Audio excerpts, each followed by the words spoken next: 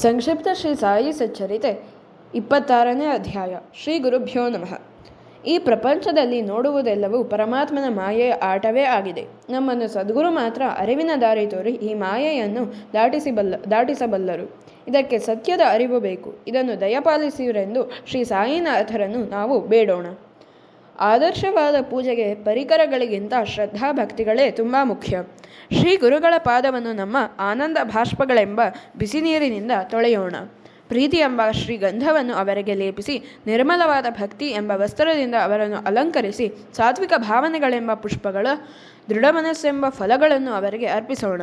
ನಮ್ಮ ಶಿರವನ್ನು ಅವರ ಚರಣಾರವಿಂದಗಳಲ್ಲಿ ಇಡೋಣ. ಶ್ರೀ ಗುರುಗಳನ್ನು, ಹೇ ಗುರುದೇವ, ನಮ್ಮ ಮನಸ್ಸನ್ನು ಸದಾ ಒಳಗೆ ತಿರುಗಿಸು. ನಮಗೆ ಸತ್ಯ ಮಿಥ್ಯೆಗಳ ನಡುವಿನ ವ್ಯತ್ಯಾಸಗಳನ್ನು ತಿಳಿದುಕೊಳ್ಳುವ ಶಕ್ತಿ ನೀಡಿರಿ. ನಮ್ಮ ತನು ಮನ ಧನಗಳನ್ನು ನಿಮಗೆ ಅರ್ಪಿಸಿ ಶರಣಾಗತರಾಗಿದ್ದೇವೆ. ನಮ್ಮ ತನುಮನಗಳನ್ನು ಹತೋಟಿಯಲ್ಲಿ ಇರುವಂತೆ ನಿಯಂತ್ರಿಸು. ನಮಗೆ ಶಾಂತಿ ಸಿಗಲಿ ಎಂದು ಪ್ರಾರ್ಥಿಸೋಣ. ಪಂತ ಎಂಬ ಗೃಹಸ್ಥರೊಬ್ಬರು ಒಂದು ಬಾರಿ ಶಿರಡಿಗೆ ಬಂದರು. ಅವರಿಗೆ ಅಲ್ಲಿ ಬರುವ ಮನಸ್ಸೇ ಇರಲಿಲ್ಲ. ಆದರೆ ಆಕಸ್ಮಿಕವಾಗಿ ರೈಲಿನಲ್ಲಿ ಪ್ರಯಾಣಿಸುತ್ತಿದ್ದಾಗ ಶಿರಡಿ ಯಾತ್ರಿಕರ ಆಗ್ರಹದ ಮೇಲೆ ಅವರು ಶಿರಡಿಗೆ ಹೋಗಬೇಕಾಯಿತು. ಮಸೀದಿಯಲ್ಲಿ ಅಸಂಖ್ಯಾತ ಭಕ್ತರು ನೆರೆದಿದ್ದರು. ಇದನ್ನು ಕಂಡ ಪಂತರು ಇದ್ದಕ್ಕಿದ್ದಂತೆ ಮೂರ್ಛೆ ಹೋದರು. ಅವರನ್ನು ಎಚ್ಚರಿಸಲು ಯತ್ನಿಸಿ ಹಲವರು ವಿಫಲರಾದರು. ಇದನ್ನು ಅರಿತ ಸರ್ವಜ್ಞರಾದ ಬಾಬಾ ಪಂತರ ಮೇಲೆ ನೀರನ್ನು ಚುಮುಕಿಸಿದರು. ಆಗ ಕಣ್ಣು ತಿಕ್ಕುತ್ತಾ ಎದ್ದು ಕುಳಿತ ಪಂತರು ಬಾಬಾ ಅವರನ್ನು ಕಂಡರು. ಅವರು ಹಿಂದೆ ಬೇರೊಬ್ಬ ಗುರುಗಳ ಭಕ್ತರೆಂದರಿತ ಬಾಬಾ, ಏನೇ ಬರಲಿ ನಿನ್ನ ಆಧಾರವಾದ ಗುರುವನ್ನು ಬಿಡಬೇಡ, ನಿಶ್ಚಲವಾಗಿ ಅವನೊಡನೆ ಲೀನವಾಗಿರು ಎಂದು ಹೇಳಿದರು. ಪಂತರಿಗೆ ಈ ಮಾತಿನ ಅರ್ಥವಾಯಿತು. ಅವರು ಗುರುಗಳನ್ನು ಸ್ಮರಿಸಿದರು. ಹರಿಶ್ಚಂದ್ರ ಪಿತಳೆ ಎಂಬ ಮುಂಬೈ ನಗರದ ಸದ್ಗೃಹಸ್ಥರ ಮಗನಿಗೆ ಆಗಾಗ ಮೂರ್ಛೆ ರೋಗ ಬರುತ್ತಿತ್ತು.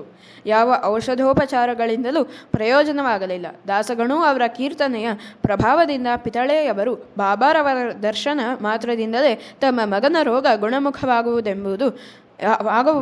ಆಗಬಹುದೆಂಬುದನ್ನು ಭಾವಿಸಿ ಒಂದು ಬುಟ್ಟಿ ಹಣ್ಣಿನೊಂದಿಗೆ ತಮ್ಮ ಕುಟುಂಬದೊಡನೆ ಶಿರಡಿಗೆ ಬಂದರು.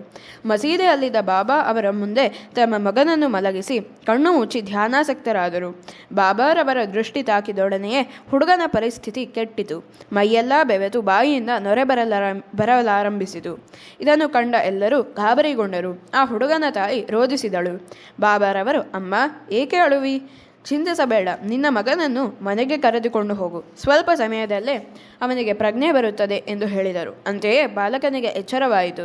ನಸುನಕ್ಕ ಬಾಬಾರವರು, ಶ್ರೀಹರಿಯಲ್ಲಿ ದೃಢವಾದ ನಂಬಿಕೆ ಹಾಗೂ ಭಕ್ತಿಯನ್ನು ಇಟ್ಟವರನ್ನು ಅವನು ಎಂದಿಗೂ ಕೈಬಿಡುವುದಿಲ್ಲ ಎಂದರು. ನಂತರ ಪಿತಳಿಯವರು ಬಾಬಾರವರಿಗೆ ಫಲತಾಂಬೂಲಗಳನ್ನು ನೀಡಿದರು. ಹೀಗೆ ಕೆಲವು ದಿನ ಶಿರಡಿಯಲ್ಲಿ ತಂಗಿದ ಮೇಲೆ ಊರಿಗೆ ಹಿಂತಿರುಗಲು ಪಿತಳೆಯವರು ಬಾಬಾರವರ ಅನುಮತಿ ಕೇಳಿದರು. ಸಾಯಿಯವರು ಕುಟುಂಬ ಸಮೇತ ಮಸೀದಿಗೆ ಬಂದ ಪಿತಳೆಯವರಿಗೆ ಉತಿ ಪ್ರಸಾದ ನೀಡಿ 3 ರೂಪಾಯಿ ನಾಣ್ಯಗಳನ್ನು ಕೊಟ್ಟರು. ಈಗಾಗಲೇ ನಿನಗೆ 2 ರೂಪಾಯಿ ಕೊಟ್ಟಿರುವೆ. ಈ 3 ರೂಪಾಯಿಗಳನ್ನು ತೆಗೆದುಕೋ. ಪ್ರತಿದಿನವೂ ಇವುಗಳಿಗೆ ಪೂಜೆ ಮಾಡು. ಪರಮಾತ್ಮನು ಅನುಗ್ರಹಿಸುತ್ತಾನೆ ಎಂದರು.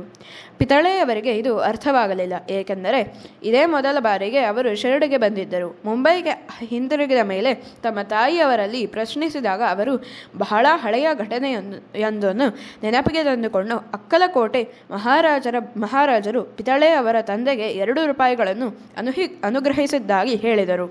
ಆದರೆ ಆ ರೂಪಾಯಿಗಳ ನೆನಪೇ ಅವರಿಗೆ ಬಂದಿರಲಿಲ್ಲ.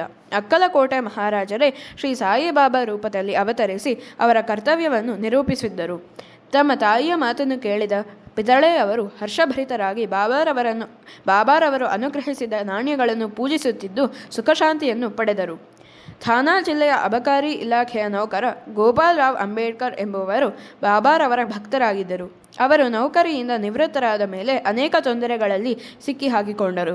ಶಿರಡಿಗೆ ಪ್ರತಿ ವರ್ಷವೂ ಬಂದು ಬಾಬಾರವರಲ್ಲಿ ಮೊರೆ ಇಡುತ್ತಿದ್ದರು. ಹೀಗೆ 7 ವರ್ಷಗಳು ಉರುಳಿದರೂ ಅವರಿಗೆ ಯಾವುದೇ ಪ್ರಯೋಜನವಾಗಲಿಲ್ಲ. ತಮ್ಮ ಬಡತನ ಸಾಲಗಳಿಂದ ಬೇಸತ್ತ ಅವರು ಆತ್ಮಹತ್ಯೆ ಮಾಡಿಕೊಳ್ಳಲು ನಿರ್ಧರಿಸಿದರು. ಒಂದು ದಿನ ಶಿರಡಿಯ ದೀಕ್ಷಿತವಾಡದ ಎದುರಿಗೆ ಇದ್ದ ಬಾವಿಗೆ ಹಾರಿಕೊಳ್ಳಲು ಅವರು ಯತ್ನಿಸಿದರು. ಅಲ್ಲಿಂದ ಸ್ವಲ್ಪ ದೂರದಲ್ಲಿದ್ದ ಉಪಹಾರ ಮಂದಿರದ ಮಾಲೀಕರಾದ ಬಾಬಾರವರ ಭಕ್ತ ಸಗುಣ ಮೇರು ನಾಯಕರವರು ಹೊರಬಂದು, ನೀವು ಅಕ್ಕಲಕೋಟೆ ಮಹಾರಾಜರ ಚರಿತ್ರೆಯನ್ನು ಓದಿದ್ದೀರಾ ಎಂದು ಇದ್ದಕ್ಕಿದ್ದಂತೆ ಕೇಳಿದರು. ಇಲ್ಲವೆಂದಾಗ ತಾವೇ ಅವರಿಗೆ ಒಂದು ಪುಸ್ತಕ ಓದಲು ಕೊಟ್ಟರು. ಆ ಪುಸ್ತಕವನ್ನು ಓದುತ್ತಿದ್ದಾಗ ಒಂದು ಪ್ರಸಂಗ ಅವರ ಗಮನಕ್ಕೆ ಬಂದಿತು. ಅಕ್ಕಲಕೋಟೆ ಮಹಾರಾಜರ ಭಕ್ತರಾದ ಒಬ್ಬರು ಪ್ರಬಲವಾದ ರೋಗವನ್ನು ಬಂದಿದ್ದರಿಂದ ಬೇಸರಗೊಂಡು ಒಂದು ರಾತ್ರಿ ಬಾವಿಗೆ ಹಾರಿಕೊಳ್ಳಲು ಯತ್ನಿಸಿದರು. ಆಗ ಅಕ್ಕಲಕೋಟೆ ಮಹಾರಾಜರು ಅವರ ಬಳಿ ಬಂದು ಅವರ ಕೈ ಹಿಡಿದುಕೊಂಡು, ಒಳ್ಳೆಯದೇ ಇರಲಿ ಕೆಟ್ಟದ್ದೇ ಇರಲಿ, ನಿನ್ನ ಕರ್ಮಫಲವನ್ನು ನೀನೇ ಅನುಭವಿಸಬೇಕು. ಆತ್ಮಹತ್ಯೆಯಿಂದ ಏನೂ ಪ್ರಯೋಜನವಿಲ್ಲ. ಈಗ ಸತ್ತರೆ ಕರ್ಮವನ್ನು ಅನುಭವಿಸಲು ಮತ್ತೊಂದು ಜನ್ಮ ತಾಳಬೇಕಾಗುತ್ತದೆ. ಇದರ ಬದಲಿಗೆ ಈ ಜನ್ಮದಲ್ಲಿಯೇ ಸ್ವಲ್ಪ ಕಾಲ ಕರ್ಮಫಲ ಅನುಭವಿಸಿ ವಿಮುಕ್ತರಾಗಬಾರದೆ ಎಂದು ನುಡಿದರು. ಈ ಪ್ರಸಂಗವನ್ನು ಓದಿದ ಗೋಪಾಲರಾಯರಿಗೆ ತುಂಬ ಆನಂದವಾಯಿತು. ಆತ್ಮಹತ್ಯೆಯ ಯತ್ನವನ್ನು ಅವರು ಮರೆತರು. ಬಾಬಾ ಅವರು ಸಮಯೋಚಿತವಾಗಿ ಈ ಸೂಚನೆ ನೀಡದಿದ್ದರೆ ಅವರು ತಮ್ಮ ಜೀವನಕ್ಕೆ ಕೊನೆ ಹೇಳುತ್ತಿದ್ದರೇನು? ಈ ಘಟನೆಯಿಂದ ಅಂಬೇಡ್ಕರರು ಶ್ರೀ ಬಾಬಾ ಅವರ ಪರಮ ಭಕ್ತರಾದರು. ಅವರ ಜ್ಯೋತಿಷ್ಯವನ್ನು ಅಧ್ಯಯನ ಮಾಡಿ ಅಪಾರ ಹಣ ಗಳಿಸಿ ತಮ್ಮ ಬದುಕಿನ ಕೊನೆಯ ದಿನಗಳನ್ನು ಆನಂದದಿಂದ ಕಳೆದರು ಎಂಬಲ್ಲಿಗೆ ಶ್ರೀ ಸಾಯಿ ಸಚ್ಚರಿತೆಯ 26ನೇ ಅಧ್ಯಾಯವು ಸಂಪೂರ್ಣವಾಯಿತು. ಶ್ರೀ ಸಾಯಿನಾಥಾಯ ನಮಃ.